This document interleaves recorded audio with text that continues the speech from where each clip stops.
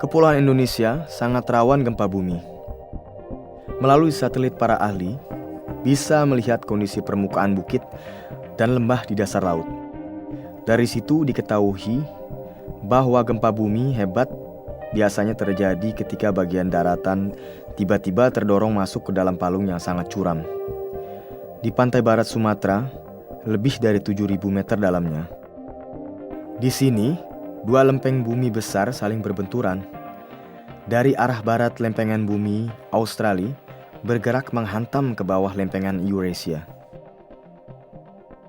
Di kedalaman Palung Sunda, 7.500 meter di bawah laut, orang bisa mengenali dengan jelas bagaimana permukaan dasar laut di bawah dasar daratan saling menekan sehingga mendongkrak kepulauan Indonesia muncul ke atas permukaan laut. Sesudah itu, pondasi tanah terdeformasi terus sampai suatu saat tiba-tiba bergolak kembali yang mengakibatkan gempa luar biasa hebatnya. Stasiun geofisika merekam getaran bumi seperti itu dengan akurat. Tetapi hanya dengan informasi ini saja belum dapat diandalkan untuk peringatan tsunami yang pasti.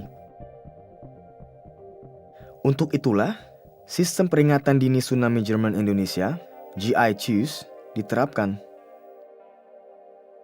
Jika terjadi gempa bumi, puluhan sensor yang telah terpasang di daratan mengirimkan data getaran gempa itu ke Pusat Gempa Nasional di Jakarta. Setelah itu, dapat dengan segera dapat ditentukan saat kejadian, kekuatan dan pusat gempa.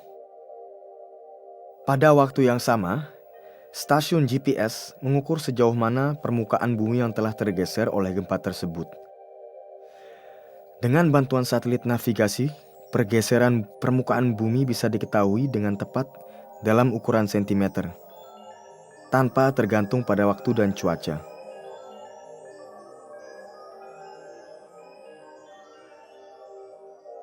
Semua informasi ini berfungsi seperti jam waker yang dipasang dalam satu mesin yang kompleks. Dari saat mesin berjalan, tiap detik merekam data dan semakin banyak hasil pengukuran direkam oleh pusat gempa. Begitu sistem peringatan dini dimulai, hasil pengukuran yang ada dibandingkan dengan ribuan skenario dari bank data, yaitu skenario yang dihitung sebelumnya. Begitu pula kekuatan dan lokasi gempa. Selain itu, kondisi dasar laut atau dalamnya pusat gempa juga dipertimbangkan.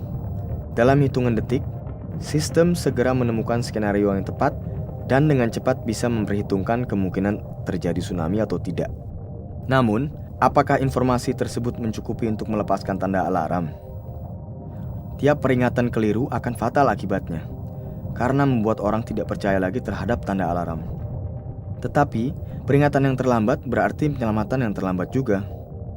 Waktu mendesak, tetapi tentang tanda bahaya, belum ada kepastian mutlak. Kepala sistem peringatan dini yang sedang bertugaslah yang harus memutuskan, dan ia butuh mental yang kuat. Sistem sudah meramalkan gelombang setinggi 3 meter menuju beberapa daerah pantai. Simulasi menunjukkan tsunami semakin dekat tanpa dapat dicegah. Inilah saatnya untuk sistem diaktifkan. Di bawah permukaan laut, bergerak tekanan gelombang dengan kecepatan sampai 600 km per jam menuju pantai. Tekanan dengan cepat ditangkap oleh sensor pengukur tekanan di dasar laut yang langsung melapor hasil pengukuran kepada alat pendeteksi gelombang laut terdekat di permukaan air, yang memberitahukan tsunami hampir tiba. Memang, di permukaan laut yang terasa hanya gelombang yang datar dan panjang, tetapi itu sudah cukup untuk menghidupkan alarm. Selanjutnya, data aktual dikirim melalui satelit telekomunikasi yang mengorbit di atas benua Asia. Detik per detik berlalu. Akhirnya sampailah laporan yang dikirim oleh alat pendeteksi gelombang laut bahwa ramalan tsunami dapat dibenarkan.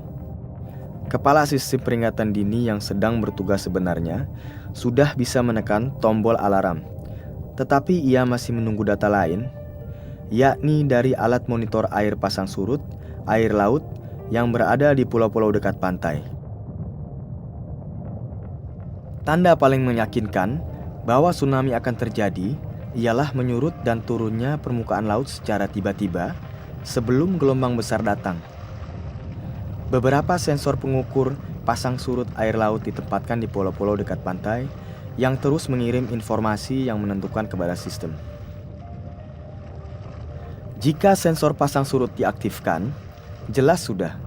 Benar, permukaan air turun seketika lebih dari 2 meter. Dengan tiap pengukuran baru ramalan dipertepat.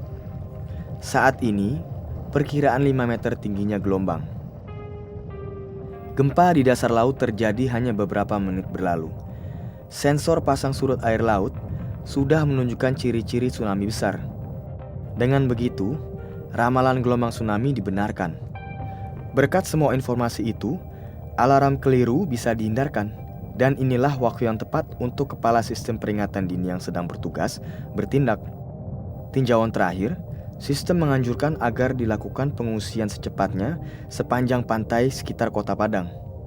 Akhirnya, Kepala Sistem Peringatan Dini yang sedang bertugas menekan tombol alarm. Ia yakin ini bukan alarm keliru. Hanya beberapa detik kemudian, penduduk di daerah bersangkutan menerima peringatan melalui SMS.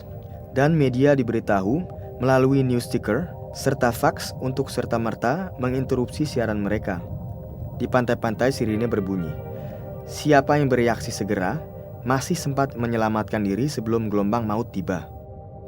1,4 juta manusia kehilangan nyawa pada tsunami Aceh 2004. Mencegah tsunami tidak akan mungkin di masa depan.